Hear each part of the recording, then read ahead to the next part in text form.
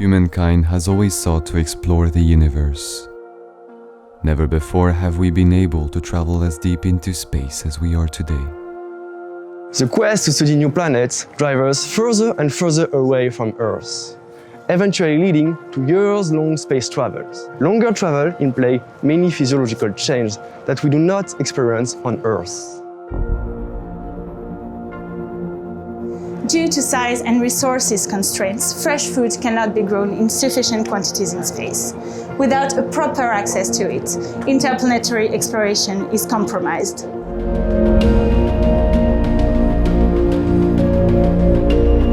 Toulouse is the European capital city of aeronautics and space.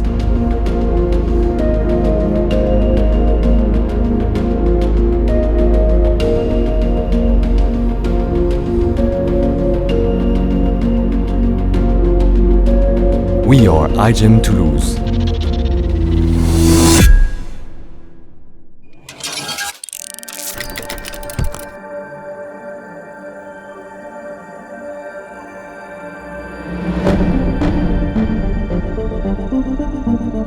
In a spacecraft, resources are very limited and room is tight.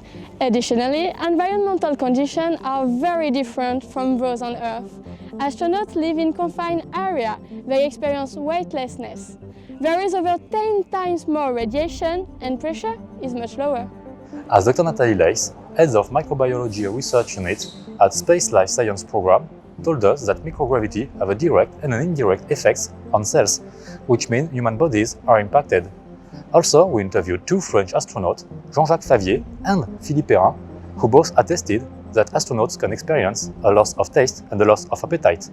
We confirm this from a medical standpoint after talking with Dr. Brigitte Godard, an ESA astronaut doctor, who told us that astronauts tend to add Tabasco and salt into their meals, which is obviously not the healthiest option. Actually, some essential nutrients, such as vitamins, cannot be stored on spacecrafts because they lose nutritional value over time, making them useless for long space travels. A proper diet to ensure the health of astronauts seems to be the root of many problems halting progress for long space travels. We have therefore decided to focus this year's iGEM project on the production of flavored food supplements in space.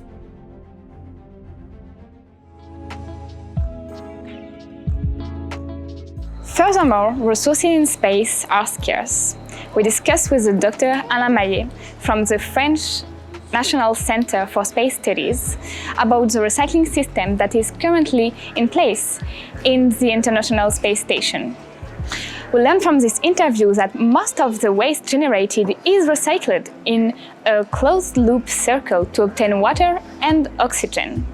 So the question is, how can we produce vitamins of interest continuously and in a very limited space using the available resources? Our answer is to use microorganisms and synthetic biology. Very few microorganisms are able to grow on these limited resources. However, Clostridium blundellii is a bacterium able to use some of the resources that are not used yet, like the hydrogen and carbon dioxide, and it then produces ethanol and acetate. However, it is not a generally recognized as safe and edible organism. On the other hand, the yeast, Saccharomyces cerevisiae, is edible, nutritive, rich in protein and vitamins, and can be easily modifiable. What's interesting for us is that it can grow on acetate and ethanol.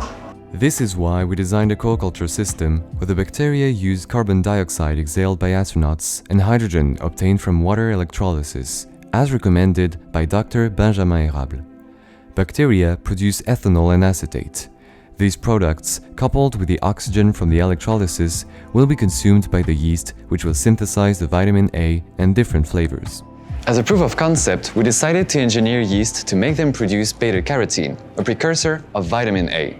This vitamin is essential for vision, a healthy immune system, and cellular division. Its synthesis comes from acetyl-CoA, which is eventually converted into mevalonate by HMG1. From this molecule, geranyl pyrophosphate will then be synthesized using CRTE. The final step consists in producing beta-carotene thanks to a fusion protein. To learn more about this and how to engineer the yeast, we contacted Dr. Gilles Truand, a research director at CNRS who previously engineered yeast to produce beta-carotene. We also wanted to give astronauts the possibility to choose their preferred flavors. They can either take a vitamin A-enriched yeast with its natural yeast flavor, or add a switch rose flavor or a lemon flavor. This will be achieved using an optogenetic system based on light, a simple physical parameter that can easily be changed during growth and that does not interfere with cellular pathways. All the astronauts will have to do is switch on and off the different colored lights to get the flavor of their choice. In order to make yeast produce these molecules, we designed 6 different constructions that will be all inserted into the yeast genome. To produce beta-carotene, we first needed to insert HMG1 and CRTE genes in order to boost the precursors of vitamin A. Secondly, we made a similar constructions using the last 2 essential enzymes to produce the vitamin A. Those are CRTYB and CRTI. And finally, in order to make yeast tasty, it required only 1 gene per taste, so those genes are coding for geranyl synthase and laminin synthase. Their expression will be regulated by optogenetics using red or blue light.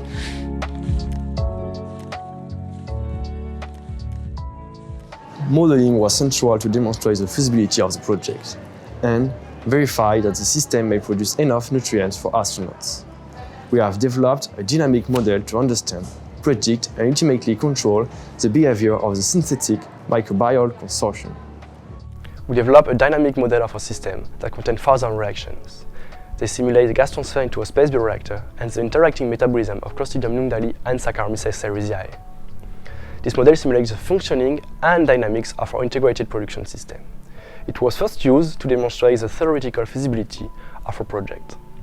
Following a system biology cycle, simulation identifies important parameters that must be established, such as maximal nutrient substrates and growth rates, hence driving laboratory experiments. In turn, we include experimental results into our model to refine our parameters and predictions. Finally, we applied state-of-the-art mathematical approaches, such as global sensitivity analysis, to demonstrate the robustness of our model, or even metabolic control analysis to optimize our production time while minimizing our resource utilization.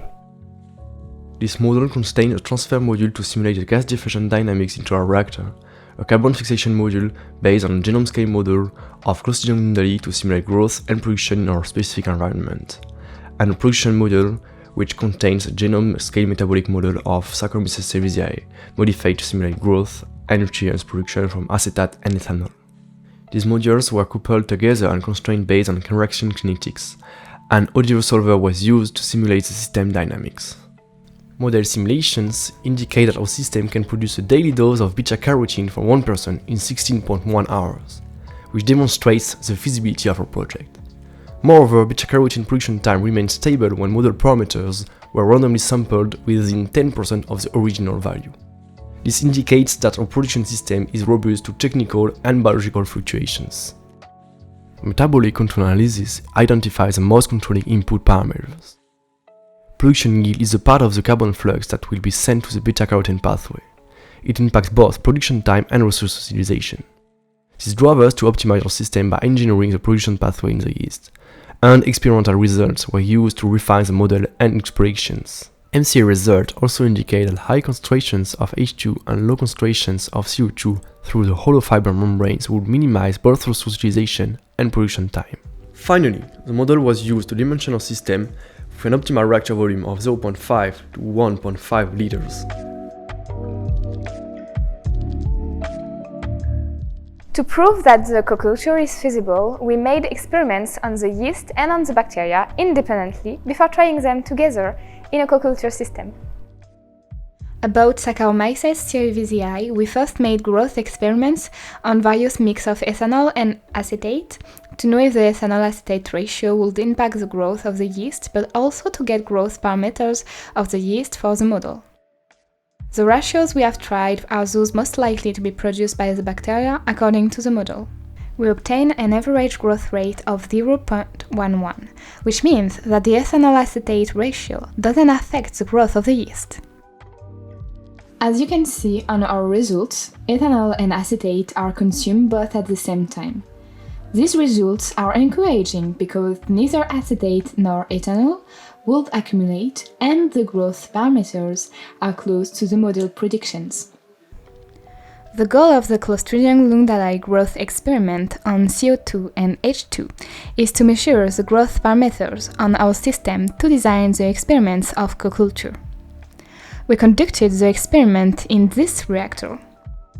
Here is the alimentation of CO2 and H2, and this is a security to avoid the accumulation of H2. As you can see on our results, Clostridium lungdalai grows from CO2 and H2, and it produces acetate and ethanol. The growth rate was 0.022. It is below our expectations, but the experimental setup could be improved for better growth. We designed the experimental co-culture system to prove the feasibility of the space co-culture system. This reactor is for Clostridium lungdalai, and this one is for Saccharomyces cerevisiae. Here is the electrolyzer which provides H2 and O2. If most technical barriers have now been lifted, the co-culture experiment remains to be performed.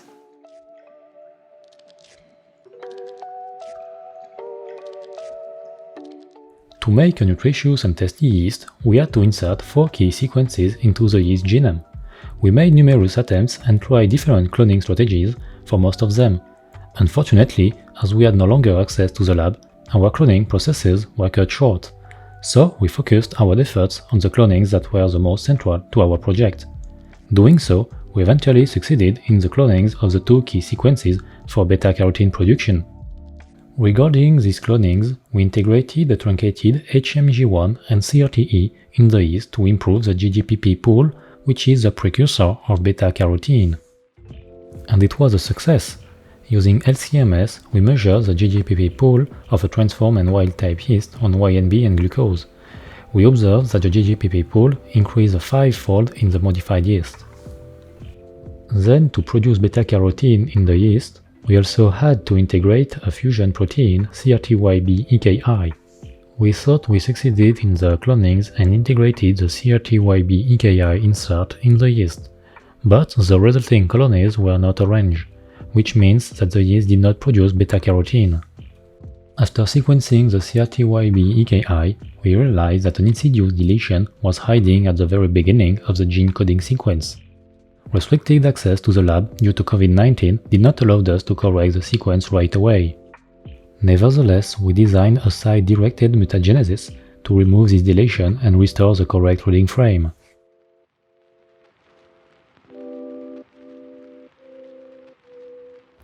Human practices has always been at the center of the iGEMINI project since its very start. We dedicated all our efforts into exploring the role of microbiology and synthetic biology in space. Thanks to the feedback of many experts, from scientists to ethicists, from space engineers to even astronauts, we were able to conceive a sound and realistic project. We demonstrated the incredible potential of synthetic biology in space, and we are proud to have created a new way of bridging the gap between microbial biotechnology and space research at a local scale. We did not stop there. We soon realized that space travel will require trained microbiologists. This is why we are convinced that it is essential to explain to the general public our findings in order to create new vocations. We started by communicating in the media about our project and participating to local scientific events. This was not enough, so we chose to create and run an itinerant exhibition in student halls and at the Cité de l'Espace in Toulouse. This exhibition is also available online and you can access it on our wiki. We also organized a conference with top-notch scientists, and we even created an educational video game explaining the basis of synthetic biology and its implementation in space. And since we feel that space topics should be more addressed by iGEM teams, we collaborated with iGEM Concordia to issue a guide to build space-related projects for future iGEM teams.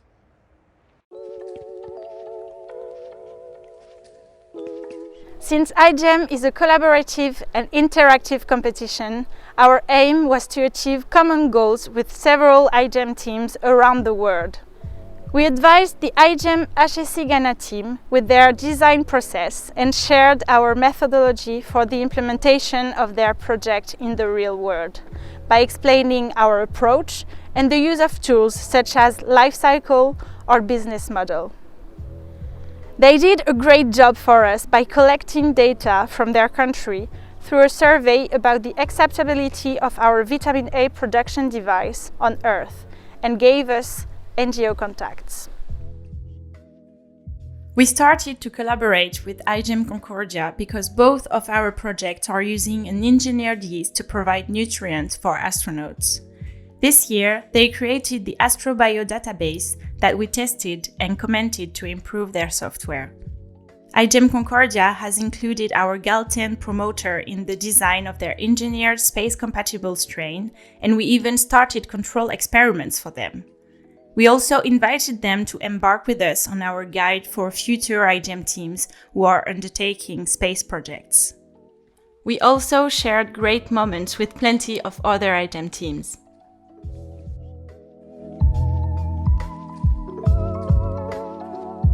Implementing the system in a spaceship is a very serious task with a lot of responsibilities, so we needed a long and exhaustive reflection about all the constraints and possibilities. Our approach is based on three aspects: how to use synthetic biology to solve unmet needs of astronauts, how to consider the technical and sustainable constraints in our system, and how can we develop our product from a business point of view. All along our project, we have been interacting with many interlocutors, from astronauts who are our main users to experts in space or in their field, and to support structures for the creation of a startup. These exchanges have allowed us to have an approach as close to the reality as possible. We use many tools to conduct each point of this approach. The market studies and interviews allowed us to target the users of our system as well as the market on which we are going to position ourselves. Concerning the constraints and consequences of our system, we have designed a specification requirements and a 3D model in order to integrate all the conditions that we will have to follow. This allowed us to build a life cycle and a table of issues that raised many questions to which we had to find solutions. To start developing our potential startup, we received the help of an incubator company called Le Catalyseur. In order to verify the feasibility of our business, we learned to use some tools such as a risk analysis, SWOT, but we have also developed a business model and a business plan that concerns our system. Finally, we did not only keep our eyes on the stars, we also considered the current needs of the world. Our system can also be used for the production of vitamin A enriched yeast to help deficient populations. It can also be used for the reuse of gases discharged by factories to produce valuable compounds. Our project is being implemented in different ways in our world, and it will always find a use in the future.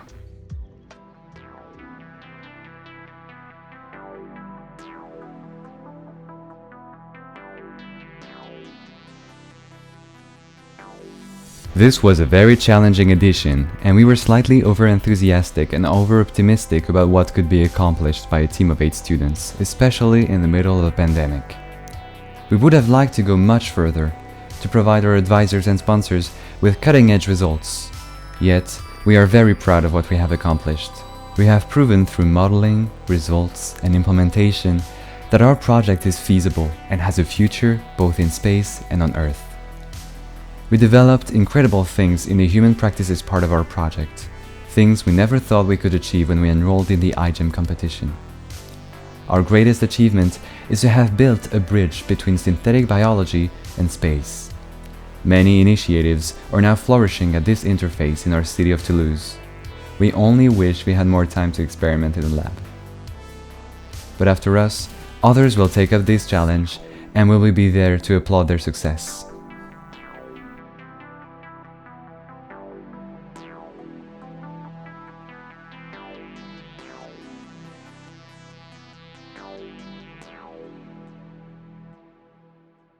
We would like to thank our sponsors who made this project possible.